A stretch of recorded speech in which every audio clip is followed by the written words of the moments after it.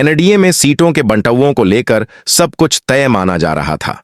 लेकिन आज सुबह राष्ट्रीय लोक मोर्चा के प्रमुख उपेंद्र कुशवाहा ने एक पोस्ट डालकर पूरे सियासी माहौल में हलचल मचा दी। अब तक यह माना जा रहा था कि बीजेपी, जेडीयू, एलजेपी, हम और आरएलएम के बीच सीटों का बंटवारा लगभग फाइनल हो चुका है और जल्द ही इसका औपचारिक ऐलान किया जाएगा।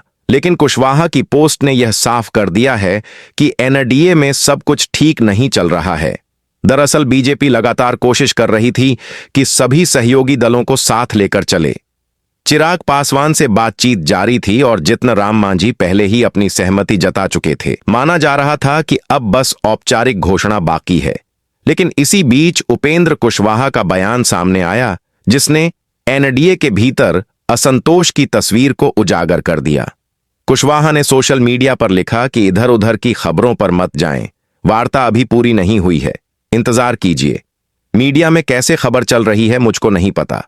अगर कोई खबर प्लांट कर रहा है तो यह छल है, धोखा है। आप लोग ऐसे ही सजग रहिए। उनके इस पोस्ट के बाद यह साफ हो गया है कि एनडीए के भीतर सीटों को लेकर अभी तक सहमति नहीं बन पाई है।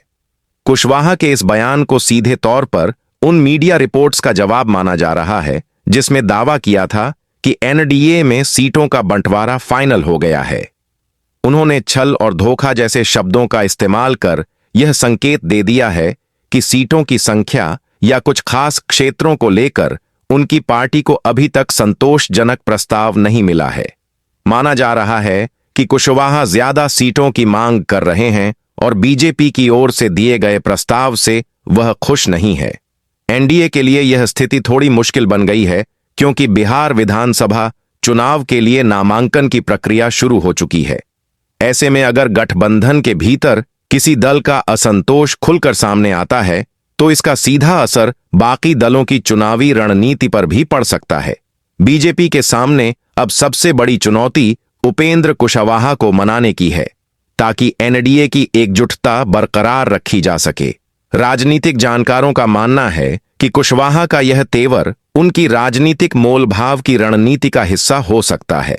वह जानते हैं कि चुनावी माहौल में बीजेपी किसी भी सहयोगी को खोने का जोखिम नहीं उठाएगी। इसीलिए वह आखिरी समय में दबाव बनाकर बेहतर सीट डील हासिल करना चाहते हैं।